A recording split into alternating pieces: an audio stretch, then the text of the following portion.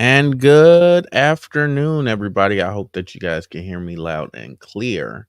Um, some really cool things happened. I am deciding to do a last minute showcase on some interesting things that have happened um, due to us being online and it being around that holiday season, right? Some things that I don't even get to escape, which is called what is it called? It's called being fished. Let me go ahead and fix something while I'm here, so that we're not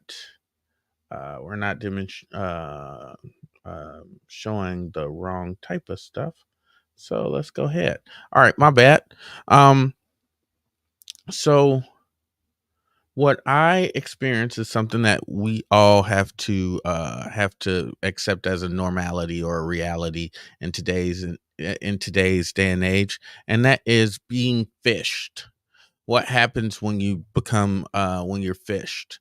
Well, what happens when you get fished is the possibility for people to gain access to your credit cards, and for all sorts of things can um undoubtedly become a part of somebody else's bank account information, just by clicking a link or not properly having good security practices. My apologies for me looking all over. I got a few screens. I'm going to go ahead and swap some screens around before we get too heavy into what's going on. And the purpose of this is a really quick. I have about 10 minutes. I wanted to share with you guys what happened. All right. So let's go to the source, and we'll just talk about small remediation practices, and then we'll leave the rest for part two, because I have a very important meeting today with my friend AD, and we're gonna get me together pretty soon. So um let's let's have at it, right? All right. So what I'm gonna do right now is I'm gonna present what is on my what is actually on my phone, just so that we can see what's going on. So give me 1 second. Let me present it. Let's go with share screen, maybe.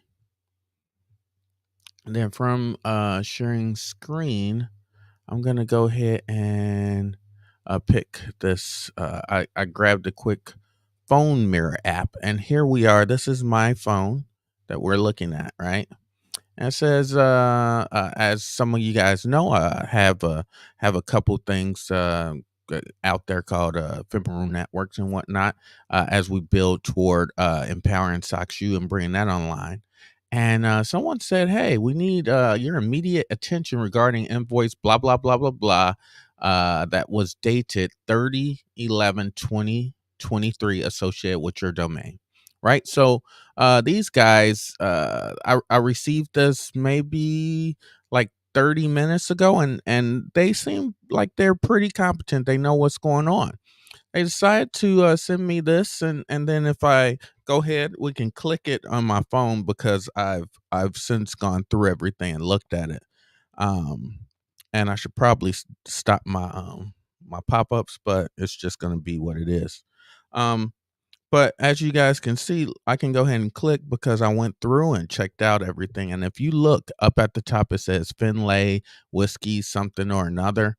And then they have domain purchasing, where I'll put in, of course, my credit card number, expiration date that's here. And they would get, it's only $5, right?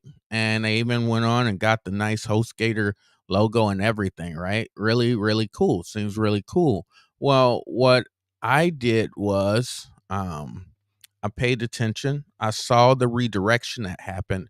And then I'm looking here in the address bar, and that address bar does not look like any real HostGator focused thing. So I said, hey, well, let's not do anything further, because this is great. I love to collect um cybersecurity incidents and phishing campaigns like Target Me. This, when with all the people saying they want to get in cybersecurity, if you're serious about this is how you do it. This is how you stay sharp. You pay attention to these things. And what I'm going to do right now is I'm going to go ahead and go back to my email. And what I did was I went on and clicked forward as an attachment, and I forwarded to a known trusted account, right? So I'm just going to stop this screen share for a moment, and then I'll pull up where I sent it. I sent it over to my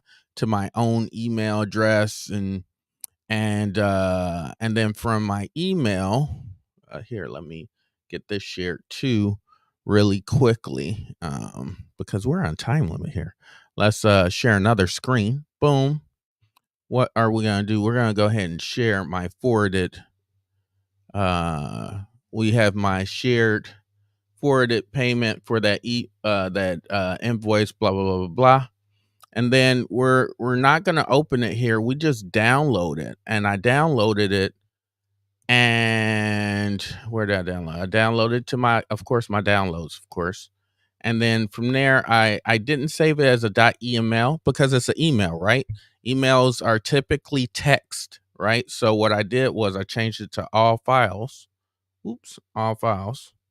And from there, I saved it as payment required for invoice. From there, because it's a text document, I'm going to open it in Notepad++.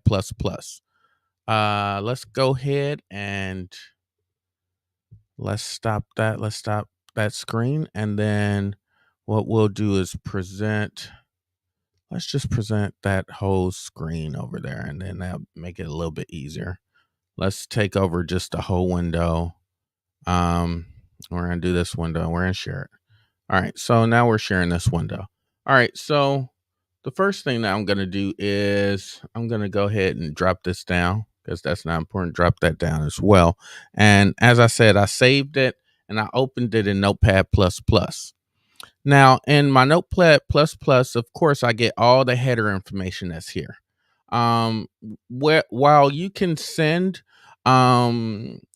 trick the service to have support HostGator or whatever name inside the field that it comes from, you cannot hide the metadata that is attached to it. So I see a contact at blah blah blah easytrot.com. I see thread topic payment required. So this is all formatted in the proper way. But these are the things that I'm getting notifications on. And my apology on, hold on, I'm talking and you guys can't see. Let me present again because you guys can't see. My bad. My apologies before I start getting too far into it. Let's share that screen again. And share the entire screen here. Share that. Okay. And then we're going to get rid of that. All right. So going back to what I was saying. All right. So this is all the metadata that's associated with the email, right? And let's do something. Let's just zoom in so that you guys can see the screen. You don't need to see my face, or I'll go down in the corner somewhere, right? All right. And then let's do another. We could zoom in just a little bit more. My apologies. We may not be able to. Can we zoom in right quick? I forget how to zoom in on this thing, but we're on very short time, and this is part 1. We'll come back with part 2 a little bit later on today. So don't feel like you're missing out on too much. So right here, we have all of the metadata that typically is associated with email traffic. Notice that you can put the from whatever you want, which is right here. You see support HostGator. But if we look over here, here's the true thing that's being leaked to easytrot.com. Then we have subject line. Of course, it has to look serious, and it looks pretty good, right? But we have little indicators of where this might be. And while I may not be able to come and go after this particular mailbox, I can definitely go and check out this domain. Let's move down into the body of the message, right? So we're gonna get rid of that ugly white. We're gonna highlight everything. If we look under the webmail, where it actually comes from, right? This is a built-in link, right? Which is what it was redirected from. It's a Finley's Whiskey Shop.de.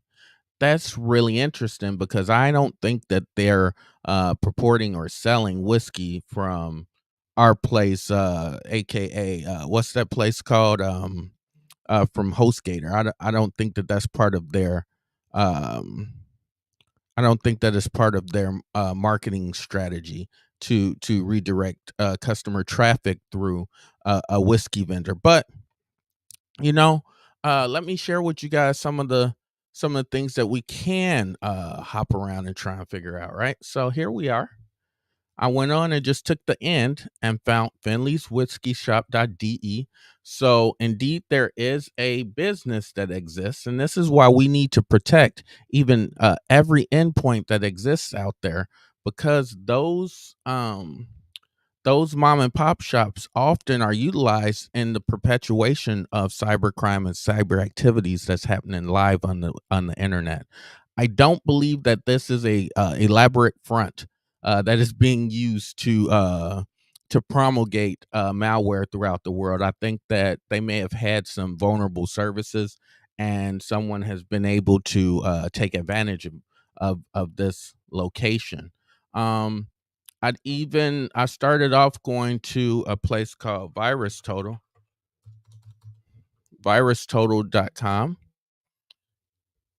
and Virus Total is what's going to help you get to where you're going. So, with that said, I got to end the stream and I'll check in with you guys a little bit later, but stay tuned to part 2 where we pick up.